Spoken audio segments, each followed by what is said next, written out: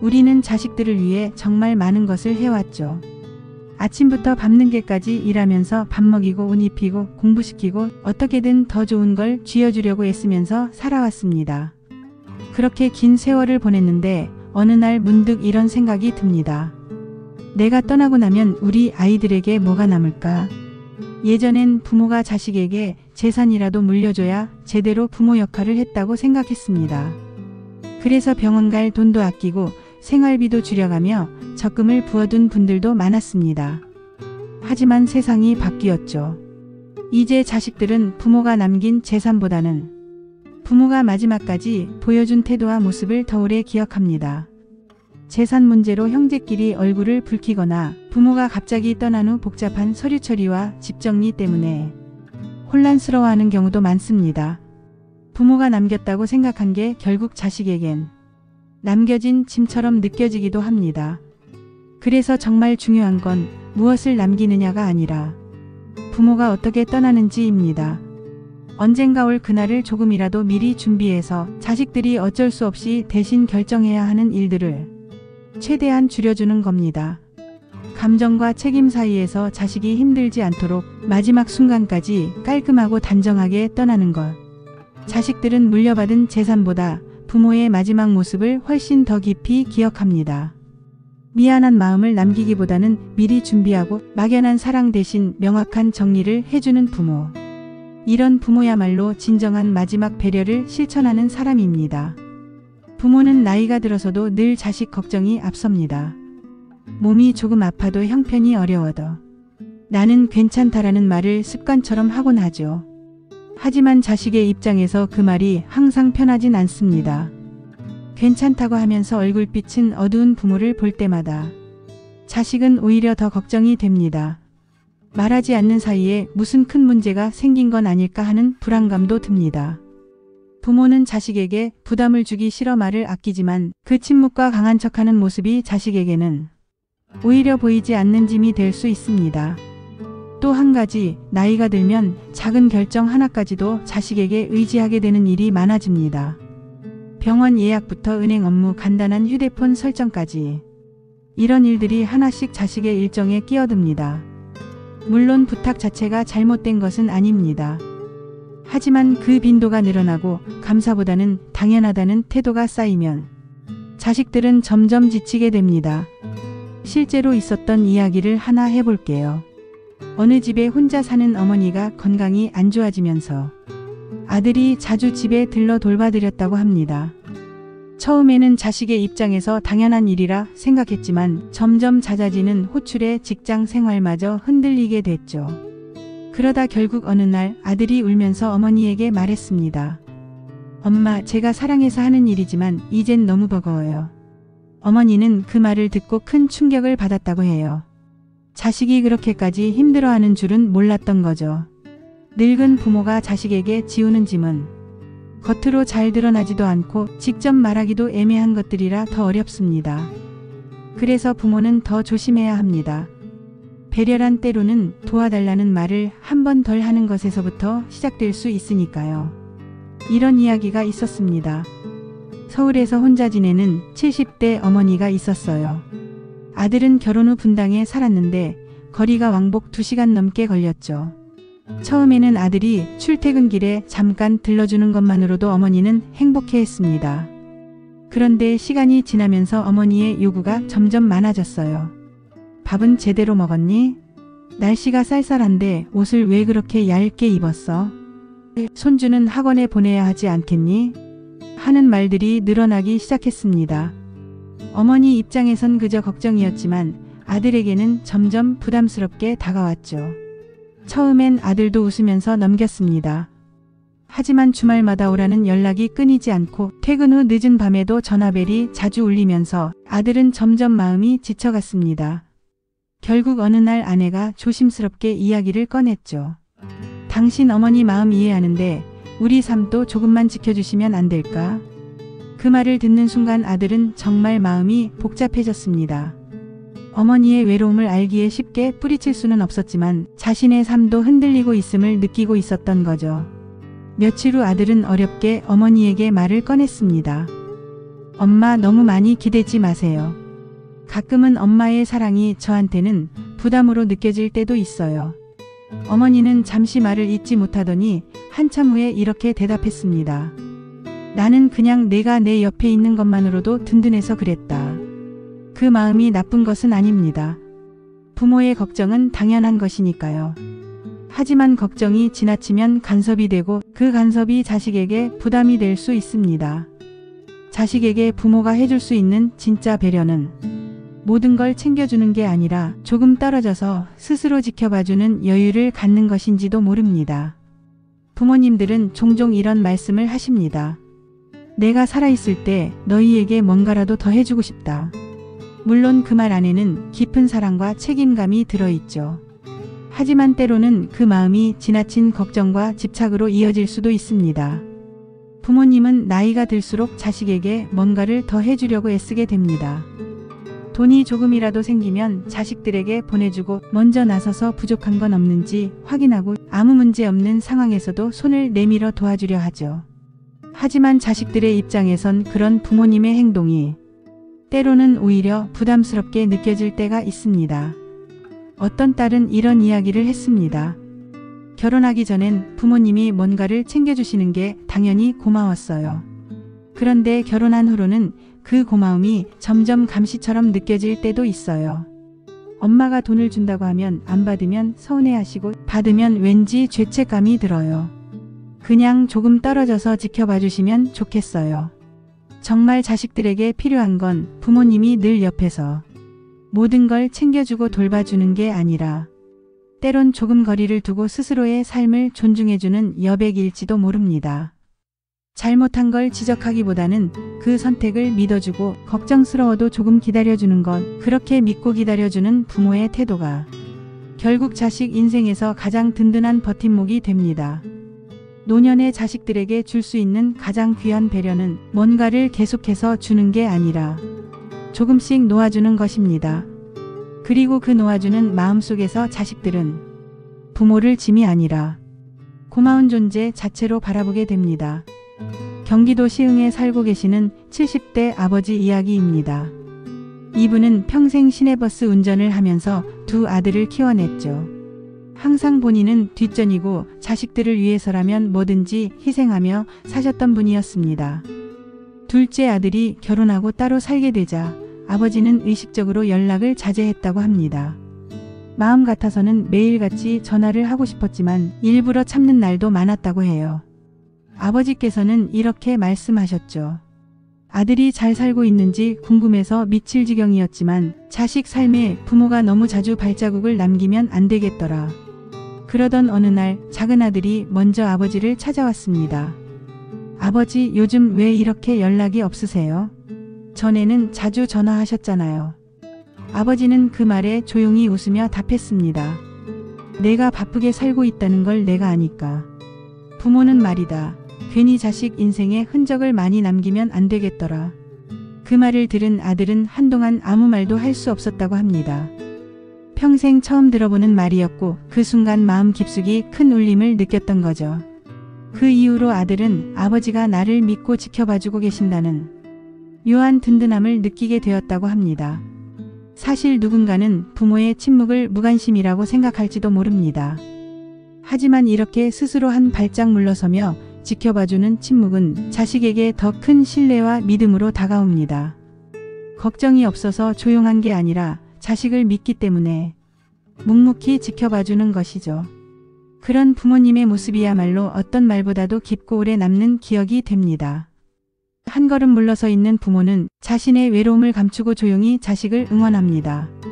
그렇게 남겨진 여백이 자식에겐 평생의 고마움으로 남게 되고 그 고마움은 언젠가 자식이 부모가 되었을 때 다시금 깊이 피어나게 되는 인생의 배려가 됩니다. 부모로서 자식들에게 짐을 남기지 않으려면 사실 생각보다 더 구체적인 준비가 필요합니다. 단지 나는 괜찮으니 알아서 하라고 말하는 걸로는 부족하죠. 진짜 배려란 자식들이 나중에 혼란스럽거나 힘들지 않도록 미리 명확하게 정리해두는 것에서 시작됩니다. 먼저 해야 할 건 재산 정리입니다. 집이든 은행 예금이든 무엇이든 자산이 있다면 유언장을 써놓거나 미리 증여 계획을 확실하게 해두는 게 좋습니다. 아무런 준비 없이 세상을 떠나면 남겨진 자식들은 상속 문제로 얼굴을 붉히고 갈등을 겪는 일이 흔합니다. 사이가 좋았던 형제라도 막상 돈 문제가 생기면 마음이 복잡해지기 마련이죠. 부모가 살아있을 때 솔직히 이야기하고 미리 정리해두는 게 결국 모든 가족에게 주는 최고의 선물이자 배려입니다. 다음은 건강이나 돌봄 문제에 대한 결정입니다. 치매나 병원 입원, 요양시설 입소 같은 문제들은 실제로 닥쳐야 움직이는 경우가 많은데 막상 그때가 되면 본인의 의사를 제대로 물어볼 수 없게 되는 경우가 많습니다. 그래서 미리 가족들과 상의하거나 문서로 남겨두는 게 중요합니다. 어떤 치료까지 받을 것인지, 연명치료에 대한 입장은 어떤지 등 이런 내용들은 조금 어렵더라도 미리 결정해두는 게 큰 도움이 됩니다. 그리고 또 하나 중요한 건 소소한 생활 정보들입니다. 은행 계좌 비밀번호나 가입된 보험들, 휴대폰 비밀번호 같은 정보들은 의외로 큰 골칫거리가 될 수 있습니다. 부모님이 이런 것들을 아무 말 없이 떠나버리면 자식들은 몇 달씩이나 복잡한 서류와 일상적인 처리들로 애를 먹게 됩니다. 배려는 거창한 게 아닙니다. 그냥 쉽게 열어볼 수 있는 서랍 속 작은 메모 하나, 정리된 서류 한 장만 있어도 자식들은 부모님의 따뜻한 마음을 느낄 수 있죠. 부모가 먼저 준비하는 이 작은 정리들이 결국 자식들에게 줄 수 있는 가장 현실적이고 소중한 마지막 선물입니다. 한 어머니가 있었습니다. 경북 영천의 조용한 시골 마을에서 평생 땅을 일구며 홀로 네 남매를 키워내셨죠. 남편 없이 혼자서 자식들을 키우느라 본인을 위한 건 늘 뒷전이었던 분이었어요. 70세가 넘으면서 몸이 약해지자 자식들이 하나둘 집에 모였습니다. 큰딸이 조심스럽게 물었죠. 엄마, 혹시라도 남겨두실 게 있으면 지금 미리 말씀해 주세요. 그러자 어머니는 고개를 흔들며 말씀하셨습니다. 내가 가진 건 이 낡은 집 한 채뿐이다. 내가 죽고 나면 너희들이 알아서 나누어라. 그런데 내가 진짜 걱정하는 건 내가 어떻게 떠나야 하는지를 너희들이 모르는 거야. 처음엔 무슨 말인지 잘 몰랐던 큰딸은 얼마 후에야 어머니의 진짜 마음을 깨닫게 되었습니다. 어머니는 마을 장례식장들을 다니며 본인의 장례 절차를 미리 알아보셨고 유언장도 직접 써두셨습니다. 입고 싶은 옷과 장례 사진까지 직접 준비하셨죠. 누구에게 연락해야 하는지, 어떤 절차로 진행해야 하는지도 작은 수첩에 꼼꼼히 메모해 두셨습니다. 그리고 어느 날 어머니는 큰딸에게 종이봉투 하나를 건네셨습니다. 봉투 안에는 짧은 메모가 있었습니다. 이건 내 마지막 부탁이다. 내가 떠날 때 울지 말고 서로 다투지도 말고 내가 정리한 대로 조용히 보내주었으면 좋겠다. 어머니는 몇 년 후 조용히 세상을 떠나셨습니다. 남겨진 가족들은 슬펐지만 혼란스럽진 않았어요. 이미 어머니가 어떻게 해야 하는지를 완벽하게 준비해 두셨기 때문입니다. 그때 자식들은 깨달았습니다. 우리 어머니가 남기신 건 돈이나 집이 아니라 자식들이 혼란스러워하지 않고 잘 헤쳐나갈 수 있는 길이었다는 걸요. 결국 어머니는 유산보다 더 귀한 자식들이 헤매지 않도록 마지막 인사를 준비해 주신 것이죠. 이것이야말로 부모가 자식에게 줄 수 있는 가장 큰 사랑이자 배려였습니다. 시간이 지나도 자식의 기억 속에 가장 선명하게 남는 건 부모님이 무심코 건넨 말 한마디입니다. 어릴 때 부모님이 칭찬해 주셨던 말, 실수했을 때 위로해 주셨던 말, 지쳐서 힘들 때 전화기 너머로 들려온 괜찮다, 잘하고 있다라는 따뜻한 한마디. 그 짧고 간단한 말들이 오랜 세월이 지나도 자식들의 마음속에 깊이 박혀 인생의 고비마다 다시 힘을 내게 합니다. 반대로 무심코 내뱉은 부정적인 말도 자식 마음속에 깊은 상처로 남곤 합니다. 넌 왜 그거밖에 못하니?